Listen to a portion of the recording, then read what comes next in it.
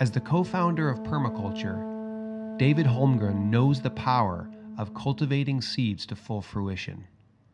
Here he shares how the principles of permaculture can help us transform suburbia into a thriving ecosystem, starting with a glimpse into what sparked the very beginning of this global movement of sustainable living. Yeah, this work of focusing on suburbia is a return in a way for permaculture, because in the 70s there was a strong interest in permaculture in suburbia, but the unfavourable social conditions that emerged in the 80s led the active locus of permaculture shifting to the countryside, the back to the land movement.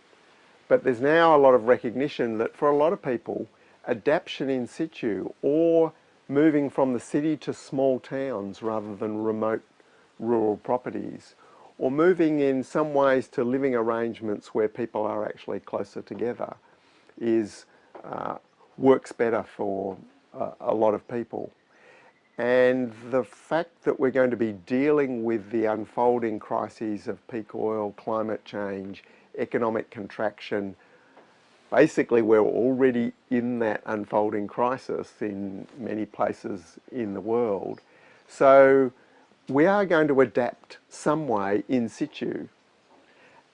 And there's been a very negative view about suburbia and about houses on extended blocks as being unsustainable and wasteful of resources.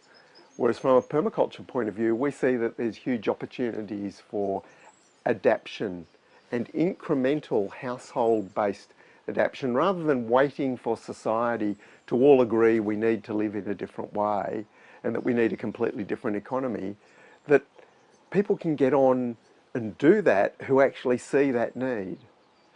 And a lot of that can happen, where people are. So my Aussie Street story is showing how that actually happens in an Australian suburban street.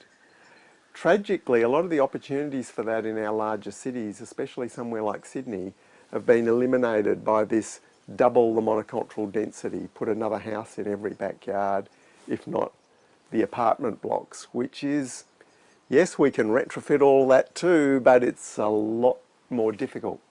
And that the action has moved to the regional towns and actually even our smaller towns and villages, where that template that we think of as like suburbia actually still exists. So even somewhere like Mullumbimby is actually part of that Australian dream, that people don't call it suburbia, but it's like the suburbia I grew up in the 1950s and 60s.